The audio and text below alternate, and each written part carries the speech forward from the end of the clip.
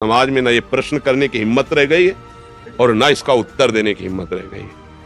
अगर उत्तर की और प्रश्न की ये वर्षा होती रहे तो हमारे नए समाज में जीवन आ जाएगा। ये जो नपुंसकता छाई हुई है ना कि माताओं बहनों के साथ या किसी के साथ अहित हो रहा निगाह, ये हमें बिल्कुल पसंद नहीं है। कि जैसे हम निकल रहे हैं, कोई हमारी बहन को छेड़े तो उस समय आप ग्रीवा झुका के जाएंगे क्या? कायरता में दम नहीं। हमारे देश के सूरवीरों ने घास की रोटियां खा के जिए, लेकिन गंदे लोगों के सामने सर नहीं झुकाया। हमारे देश की जो देवियां हैं वो अपने शरीर को नष्ट कर दिया, लेकिन विधर्मियों को स्पर्श भी नहीं करने दिया। अमित भाटी जी, महाराज जी, आपके चरणों में कोटि कोटि प्रणाम। गुरुदेव, अगर कोई व्यक्ति किसी माता या बहन के साथ दुर्व्यवहार कर रहा हो या किसी प्रकार की हिंसा कर रहा हो, हम वहां से निकल रहे हो, तो ऐसी स्थिति में हमें क्या करना चाहिए? अगर प्राण भी बलिहार करना पड़े तो कर देना चाहिए।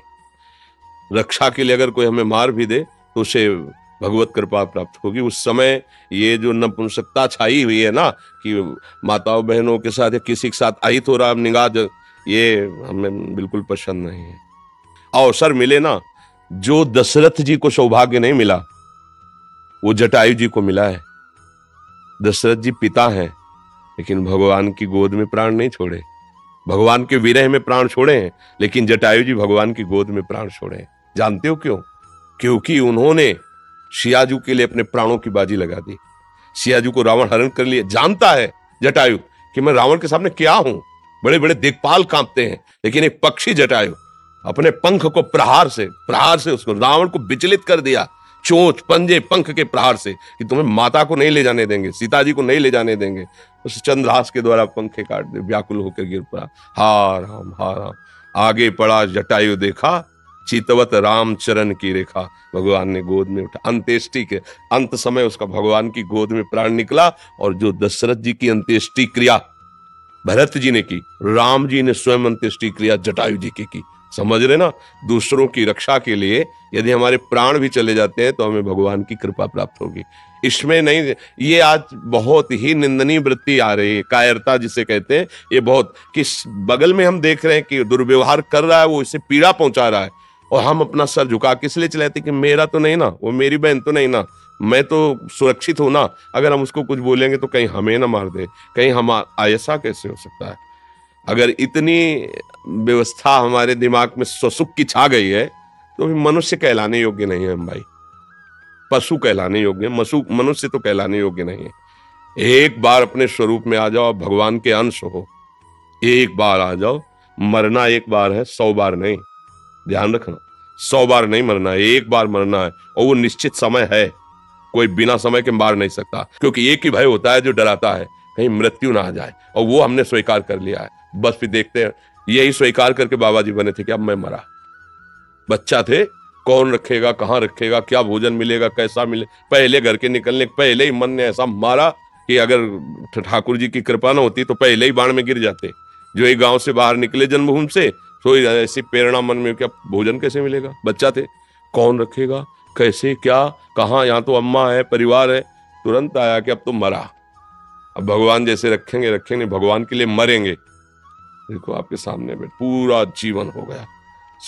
एकांत गंगा किनारे अकेले घूमना, श्मशान, रात्रि में पेड़ के नीचे रुक जाना, मंदिर, कहीं भय थोड़ी लगा, क्योंकि मरा। प्रभु के लिए जीवन अर्पित। अब जैसे कोई टच नहीं कर पाया।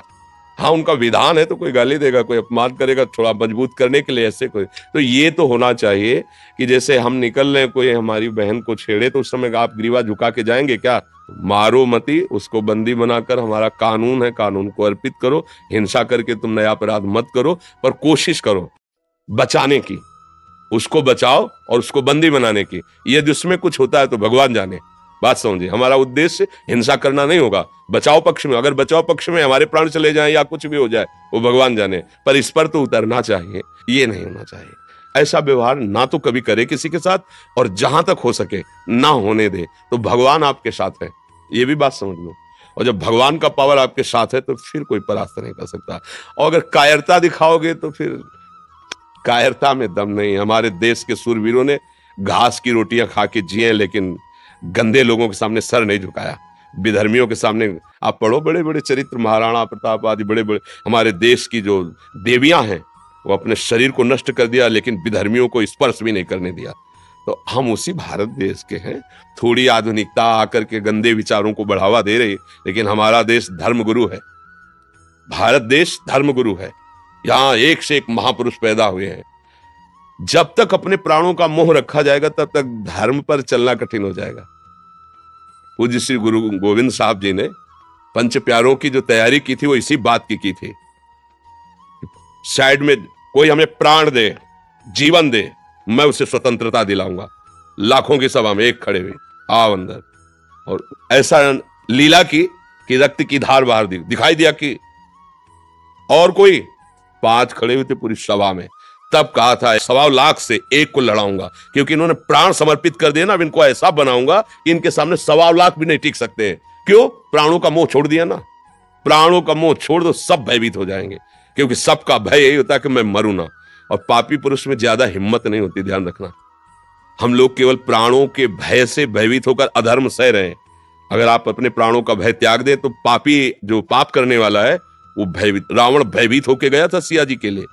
उसके लिए जो शब्द आए ना, जिसे कुत्ता बढ़ियाई पे जाता है, ऐसे हो गया था। जिसके चलने से दिक्पाल कांपते थे वो वहां कांप रहा था। लक्ष्मण जी ने रेखा खींची थी, हिम्मत नहीं थी कि अंदर चला जाए, तो उसने चतुराई से, विद्वान भी था, चतुराई से कि भिक्षा बंदी नहीं लेंगे, बाहर आइए। तो धर्म से चलने वाले में एक पावर होता है भागवतिक, और अधर्म से चलने वाले में एक भय होता है, पर वो दिखाता भय है। वो भयभीत होकर भय दिखाता है, हम लोग भय मान जाते हैं। नहीं तो अधर्माचरण जो हो रहे हैं ना, इनमें बहुत कुछ बचाया जा सकता है। अपनी बहन मान करके अगर हम देखेंगे तो बहुत कुछ हम कर सकते हैं, लेकिन जब हम ये देखते हैं कि अपनी नहीं, तो हमारा गंदा जो भाव है वो हमारे आसपास फैलता है। जैसे भागवतिक भाव है ना, वो आसपास के वातावरण को सुधारता है, ऐसे हमारा गंदा भाव। आज हमारा नया समाज स्वसुख वासना में इतना लिप्त हो गया है कि दूसरे की रक्षा करना भी धर्म है, दूसरे को बचाना धर्म है, ऐसी सोच ही नहीं रह गई। वो खुद ऐसे आचरणों में युक्त हो गए। तुम्हें अपना शरीर प्यारा है तो दूसरा का शरीर, और तुम उसी शरीर के साथ कैसा व्यवहार कर रहे हो, तो वो लोग रक्षा करेंगे। तो वो लोग हैं कौन? हम ही लोग। हम ही लोगों की जो बुद्धि स्वसुख वासना में, सुख लूटने भोगने की वासना में आ गई, वो राक्षस बना दिया। हाँ, धर्म से युक्त सुख भोगो, भगवान ने बनाया है। धर्म का एक मर्यादा रखी, उससे आप, अन्यथा फिर नहीं। इतना तो मनुष्यता होनी चाहिए, इतनी तो होनी चाहिए। अब वो धीरे धीरे न शास्त्र स्वाध्याय है, न धर्म का परिचय है, न जितेंद्रियता है, तो दबाई नहीं रह गई है। लगता भैया अपने प्राण बचाओ, आज हो रहा है होने दो। ऐसा कितने दृश्य आप देखोगे जिसमें सामने लोग खड़े देख के मुंह फेर के चले जा रहे हैं। अगर 4 लोग जा रहे हैं और लौट करके देख ले तो उसकी लघुशंका निकल जाएगी, क्योंकि खुद भयभीत है। वो जो अत्याचार परायण हो रहा है ना, वो उसका भय और पाप है। तुम केवल एक बार आंख टाइट करो, उसकी होश उड़ जाएंगे। पर अपने लोगों के अंदर वो बात नहीं रह पा रही। बहुत अच्छा लगा कि आप नवयुवक हैं और समाज रक्षा के लिए ऐसा प्रश्न करते हैं। ऐसा ही होना चाहिए। प्राण तो निकलेंगे ना, एक दिन तो जाएंगे ही यार। अगर धर्म में जा रहे तो मेरा मालिक देख रहा है, बस उसको देखना है, दूसरे को थोड़ी देखना है कि दूसरा कोई वाहवाही दे, हमें मेडल दे। नहीं, हमारा मालिक देख रहा है। फिर वो जो आपके अंदर आनंद आएगा, आप किसी को बचा के देखो, वो जो आपके अंदर सुख और आनंद, ऊर्जा आएगी, वो किसी साधना से नहीं आती, वो इससे आती है। जो परहित के लिए तैयार खड़ा होता है, दूसरों के सुख का वर्धन करना और स्वयं दुख सह जाना। कई बार सत्संग में कहा कि तुम जब भोजन पाने जा रहे हो, कोई भूखा नजर आवे तो अपनी थाल का भोजन, अपने हिस्से को उसको पवा के दिखाना।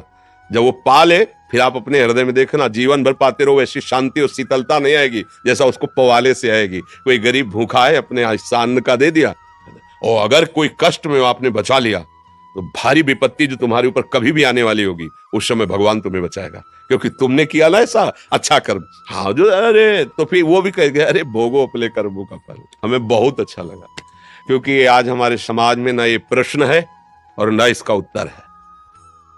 बहुत चिंतनीय विषय है। आज हमारे समाज में ना ये प्रश्न करने की हिम्मत रह गई है और ना इसका उत्तर देने की हिम्मत रह गई है।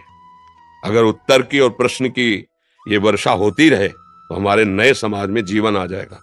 हमारा नया समाज, आप हमारे देश की शान है। अगर आप लोग अपने आचरणों को गिरा देंगे, देशभक्ति की निष्ठा नहीं, समाज भक्ति की निष्ठा नहीं, धर्म भक्ति की निष्ठा नहीं, तो फिर पशुवत आचरण को तो आचरण नहीं कहते।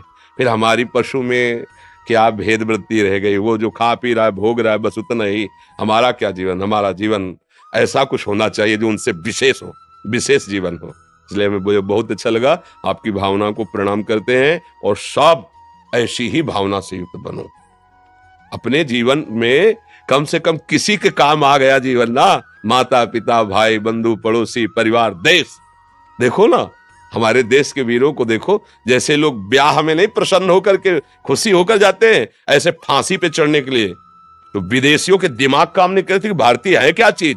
वंदे मातरम फंदा चुमा और गले में डाल करके झूम गए, देशभक्ति में झूम गए।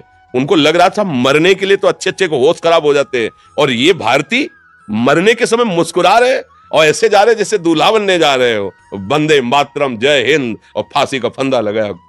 धर्म में चल रहा, आज हम उनके गीत गाते हैं, आज उन्हें प्रणाम करते हैं, उन्हें नमस्कार करते हैं।